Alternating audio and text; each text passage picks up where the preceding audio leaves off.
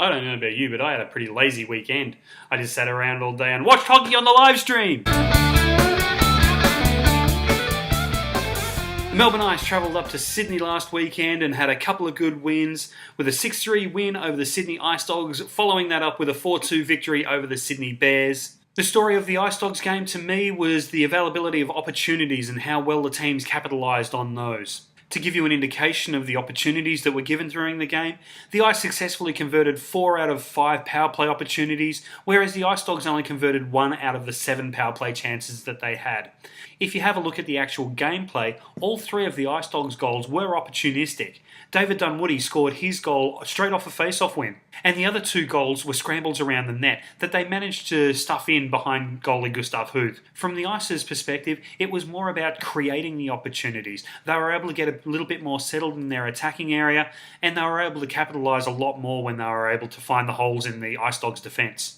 A great example of that was the goal that Tommy Powell scored. Now, Tommy got the goal, but I think a lot of the work went to Jason Backleague, who managed to draw Tim Noding out of his net and create a great opportunity for Tommy to score. Another couple of good goals that I saw was Baxy's goal, which was a case of being in the right spot at the right time. He managed to pick up a rebound just as they were setting up in their attacking formation and was able to slot the goal in. Another couple of good goals were Liam Webster's goals, which were some huge blasts from the blue line. I kind of get the feeling he's taking over the role from John Gordon of standing at the blue line and sending in cannon shots to see what the opposition goalies do, and he managed to get 2 in on this game. And the last goal was Austin McKenzie finding a breakaway and basically ending up having a penalty shot style goal against Noding, and Noding just didn't have a chance. There was no one there to help him out defensively. Speaking of the goalies, Gustav Huth was in net for the Ice.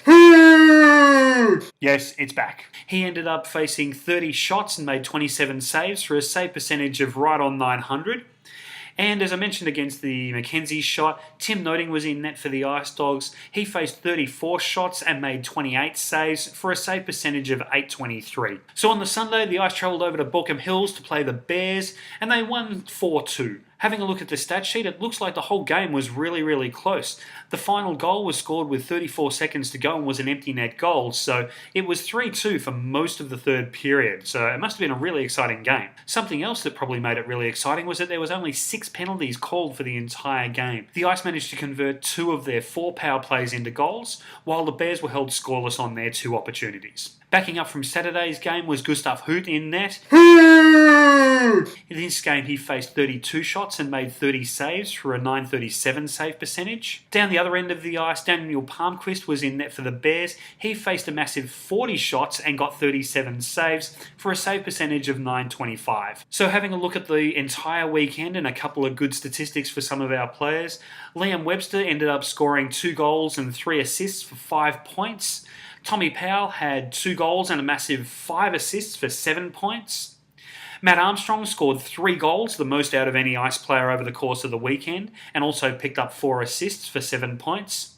And Jason Backleague scored 2 goals and 4 assists for 6 points to keep his now 8-game point streak alive. From the goalie's perspective, Gustav Huth was the only goalie that they used over the course of the weekend. Jaden Pine Murphy was the backup for the weekend.